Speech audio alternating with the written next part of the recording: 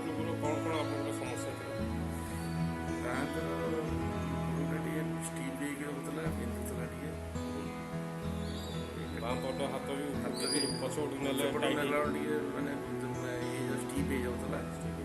ଆଉ ଆଙ୍ଗୁଠି ଗୁଡ଼ା ବଦରା ଆଙ୍ଗୁଠି ବାଁଙ୍କର ଦୁଇଟା ଆଙ୍ଗୁଠି ଇଏ ବଦରା ଭଳିଆ ହେଇଯାଉଥିଲା। ମାନେ 50% ଭଳିଆ ଫୁଲିଗଲା। ବର୍ତ୍ତମାନ ଆମେ ଅଧଘଣ୍ଟାର ଟ୍ରିଟମେଣ୍ଟ ନେଲେ ଆମ ନିରୋଜରେ ବି ଟ୍ରିଟମେଣ୍ଟ ନେଇପାରିବେ, ନାଡ଼ି ଚିକିତ୍ସା ବଡ଼ି ଟିକେ ରିଲାକ୍ସ ବର୍ତ୍ତମାନ ଲାଗୁଛି ଟିକେ। ଏଇଟା ଟିକେ 50% ରିଲାକ୍ସ ଅଛି ଆଉ। ଗୋଡ଼ ଭିଡ଼ୁଥିଲା ଆଉ ଭିଡ଼ୁନି, ଗୋଡ଼ଟା ଭିଡ଼ୁନି, ଟିକେ କମିଯାଇଛି। ମାନେ 70% ଭଳିଆ ଗୋଟିଏ ଟ୍ରିଟମେଣ୍ଟରେ 70-80% ଭଳିଆ ବସି ପାରୁନଥିଲେ। ଦେଖିବା ଟିକେ ବସି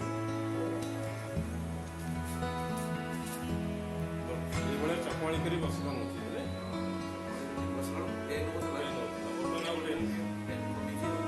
ପେନ୍ ଅଛି ଏମିତି ବସି ପାରୁନଥିଲା। ଯେତେବେଳେ ଉଠିବେ ଏଇ କଣ୍ଡିସନ୍ ଉଠିବା ତରିକା ଟିକେ ଅଛି, ତମେ ସେ ତରିକା ଚାଲିବାରେ କିଛି ପୁରା ରିଲାକ୍ସ ଅଛି।